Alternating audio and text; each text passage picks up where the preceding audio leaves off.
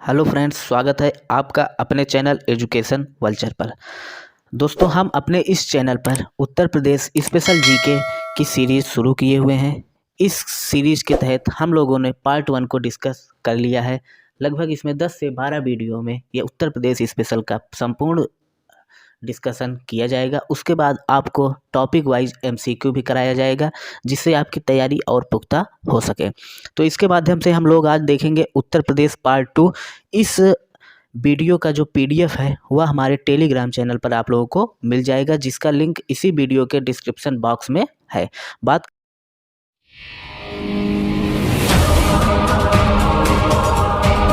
करें अगर उत्तर प्रदेश के इतिहास की, तो उत्तर प्रदेश का जो इतिहास है वह 4000 वर्ष पुराना इतिहास है। बात करें उत्तर प्रदेश के एक शहर वाराणसी की, तो यह उत्तर प्रदेश ही नहीं, भारत ही नहीं, अपितु पूरे संसार का सबसे प्राचीनतम शहरों में से एक है वाराणसी। बात किया जाए अगर इसकी, तो इस वैदिक काल में इसको ब्रह्मर्षि देश कहा जाता था। ब्रह्मर्षि देश इसलिए कहा जाता था क्योंकि उत्तर प्रदेश में भारद्वाज, वशिष्ठ, विश्वामित्र आदि जैसे ऋषि मुनि हुए वैदिक काल में, इस वजह से इसे ब्रह्मर्षि देश कहा जाता था। बात करें उत्तर प्रदेश के इतिहास की, तो छठी शताब्दी के आते आते पूरे भारत में 16 महाजनपदों का उदय हुआ था। बात करें उन 16 महाजनपदों में से 8 वर्तमान उत्तर प्रदेश में ही हैं। 8 क्या कहाँ हैं? वर्तमान उत्तर प्रदेश में है। बात किया जाए अगर 8 महाजनपद की, तो उसमें काशी, वत्स, मल्ल, कोसल, चेद, पांचाल, कुरु, सूरसेन, यह 8 महाजनपद थे जो कि वर्तमान में उत्तर प्रदेश में स्थित, जो वर्तमान उत्तर प्रदेश में स्थित ये छठी शताब्दी के 16 महाजनपदों में से ये 8 महाजनपद जो कि उत्तर प्रदेश में थे। बात करें अगर काशी की, तो काशी का जो राजधानी था उस समय वाराणसी था, और इसका वर्तमान क्षेत्र वाराणसी, चंदौली और उसके आसपास का वर्तमान क्षेत्र काशी महाजनपद के अंतर्गत आता था। दूसरा जो महाजनपद था वह था वत्स। बात करें वत्स की, तो इसकी जो राजधानी थी वह थी कौशाम्बी, और यह प्रयागराज, प्रतापगढ़, इन सब उसके आसपास का क्षेत्र वत्स के अंतर्गत आता था। बात करें अगर मल्ल की, तो मल्ल की राजधानी क्या थी? मल्ल की राजधानी थी कुशीनगर, और यह जो बिहार के आसपास के क्षेत्र हैं जैसे देवरिया, बस्ती, गोरखपुर, बहराइच, ये सब क्षेत्र जो थे वह मल्ल राज्य के अंतर्गत आते थे। और बात करें मल्ल राज्य की राजधानी की, तो उसकी राजधानी थी कुशीनगर। बात करें अगर कोसल की, तो कोसल की राजधानी क्या थी? कोसल की राजधानी जो थी वह थी श्रावस्ती, कोसल की राजधानी थी, और यह फैजाबाद के आसपास का क्षेत्र इसके अंतर्गत आता था। बात करें चेदी की राजधानी शक्तिमती, और यह चेदी पूरा बुंदेलखंड इस चेदी महाजनपद के अंतर्गत आता था। पांचाल की बात किया जाए, तो पांचाल की राजधानी अहिछत्र थी। बरेलू, बदायूं, फर्रुखाबाद आदि ये सब शहर पांचाल के अंतर्गत आते थे। बात करें अगर कुरु की, तो जो कुरु है इसका जो राजधानी था वह था इंद्रप्रस्थ, और मेरठ और दिल्ली के आसपास का क्षेत्र इसके अंतर्गत आता था, कुरु के अंतर्गत। बात किया जाए अगर सूरसेन की, सबसे आखिरी 8वां, तो यह मथुरा, वृंदावन, इन सब क्षेत्रों को मिलाकर सूरसेन, और इसकी राजधानी क्या थी? इसकी राजधानी थी मथुरा। बात करें अगर उत्तर प्रदेश के, तो महात्मा बुद्ध ने अपना पहला उपदेश सारनाथ में दिया था। सारनाथ जो कि वाराणसी में स्थित है, वहीं पर महात्मा गौतम बुद्ध ने अपना पहला उपदेश दिया था, जिसे इतिहास में धर्म चक्र प्रवर्तन के नाम से जाना जाता है। बात करें अगर महात्मा बुद्ध को परिनिर्वाण की, तो यह 483 ईसा पूर्व में, 483 ईसा पूर्व में महात्मा बुद्ध को महापरिनिर्वाण की प्राप्ति हुई, अर्थात या इनकी मृत्यु हुई, महापरिनिर्वाण। बात करें अगर उत्तर प्रदेश में, तो उत्तर प्रदेश का एक शहर है कन्नौज।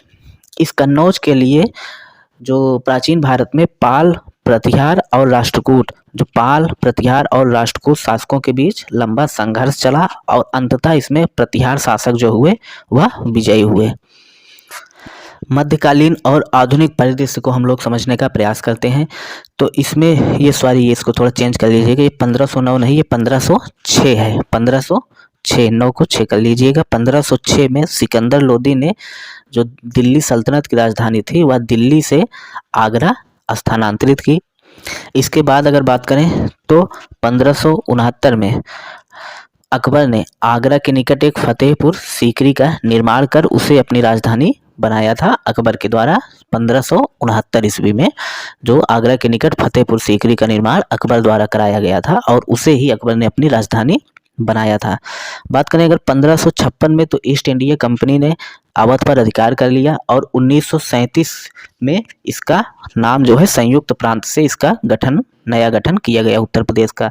1937 में यह क्वेश्चन पूछ भी लिया जाता है कि संयुक्त प्रांत नाम से उत्तर प्रदेश का गठन किस सन में किया गया, तो यह है 1937 में।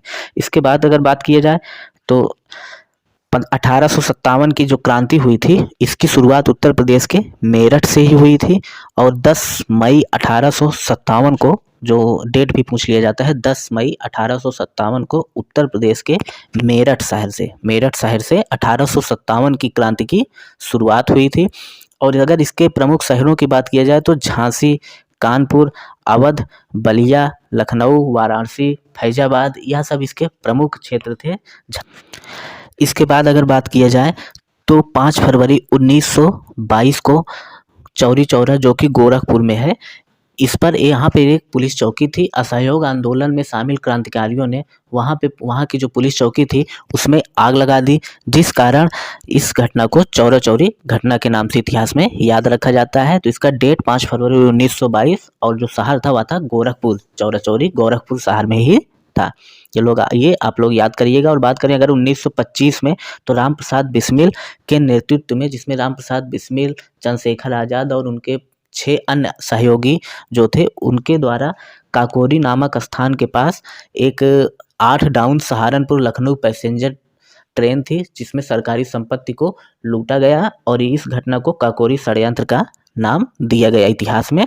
बात करें अगर काकोरी षड्यंत्र केस में, तो इसमें चंद्रशेखर आज़ाद भागने में सफल हुए और बिस्मिल, राजेंद्र लाहिड़ी, रोशन सिंह, अशफाक उल्ला खां, ये 4 गिरफ्तार हुए और बिस्मिल को गोरखपुर में फांसी दी गई, राजेंद्र लाहिड़ी को गोंडा में फांसी दी गई, रोशन सिंह की बात किया जाए तो इनको नैनी जेल में फांसी दी गई और अशफाक उल्ला खां को फैजाबाद में फांसी दी गई। तो यह भी पूछ लिया जाता है कि किस शहर में किन क्रांतिकारियों को फांसी दी गई। तो बिस्मिल को याद रखिएगा गोरखपुर, बिस्मिल को गोरखपुर में, राजेंद्र लाहिड़ी को जो दी गई वह गोंडा जेल में, और नैनी जेल में बात की जाए तो यहाँ रोशन सिंह, नैनी जेल, रोशन सिंह का संबंध नैनी जेल से है। और अशफाक उल्ला खां की अगर बात की जाए तो इन्हें फैजाबाद में फांसी की सजा दी गई। बढ़ते हैं आगे हम, इसको आप लोग नोट कर लीजिएगा, यह बहुत ही ज़्यादा इंपॉर्टेंट है। राजेंद्र लाहिड़ी को गोंडा, अशफाक उल्ला खां को फैजाबाद, रोशन सिंह को इलाहाबाद के नैनी में और राम प्रसाद बिस्मिल को गोरखपुर में फांसी दी गई। बात करें कुछ हम लोग देख लेते हैं कि इसमें बहू बेगम का मकबरा, जो कि अयोध्या में स्थित है। जौनपुर शहर की स्थापना की बात की जाए तो इसे मोहम्मद बिन तुगलक द्वारा स्थापित किया गया था। बात करें अगर आगरा शहर की, तो इसे सिकंदर लोदी ने बसाया था। लॉर्ड कॉर्नवालिस की कब्र कहाँ पे है, ये भी क्वेश्चन कई बार पूछा जा चुका है कि लॉर्ड कॉर्नवालिस, जो कि भारत के वायसराय थे, इनकी कब्र कहाँ पे है, यह है गाजीपुर में इनकी कब्र है।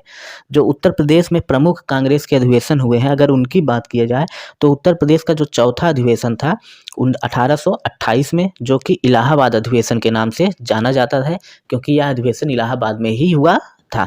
इसके जो जिसके जो अध्यक्ष थे वह थे जॉर्ज यूले। और अगर जॉर्ज यूले की बात की जाए तो यह जो थे पहले कांग्रेसी अध्यक्ष थे। जॉर्ज यूले क्या थे, पहले ऐसे कांग्रेसी अध्यक्ष थे जो कि अंग्रेज थे। तो पहले अंग्रेज अध्यक्ष बात किया जाए जॉर्ज यूले, इलाहाबाद अधिवेशन 1888 में, आप लोग याद रखिएगा। इसके बाद अगर बात की जाए तो लखनऊ अधिवेशन का नाम आता है। 1916 में लखनऊ अधिवेशन हुआ था। इस अधिवेशन में 2 महत्वपूर्ण बात हुआ था।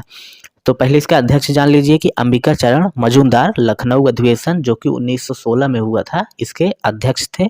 और यह कांग्रेस और मुस्लिम लीग के बीच समझौता हुआ, जिसे लखनऊ पैक्ट के नाम से भी जाना जाता है। लखनऊ पैक्ट की बात की जाए तो यह 1916, ये याद रखिएगा, लखनऊ अधिवेशन में मुस्लिम लीग और कांग्रेस एक साथ आए थे। और इसमें जो 1907 में कांग्रेस का विभाजन हुआ था नरम दल और गरम दल के रूप में, तो यह वापस से कांग्रेस एकजुट हुई और नरम दल और गरम दल दोनों का कांग्रेस में विलय हुआ। आगे बात की जाए 1925 कानपुर अधिवेशन, जिसकी अध्यक्ष की बात की जाए तो श्रीमती सरोजनी नायडू इसकी अध्यक्ष थी और यह प्रथम भारतीय महिला अध्यक्ष भी थी। श्रीमती सरोजनी नायडू। प्रथम महिला अध्यक्ष की बात किया जाए तो वह थी एनी बेसेंट। प्रथम कांग्रेस महिला अध्यक्ष की बात किया जाए तो वह एनी बेसेंट है, लेकिन प्रथम भारतीय महिला कांग्रेस के अध्यक्ष की बात किया जाए तो वह श्रीमती सरोजनी नायडू हैं।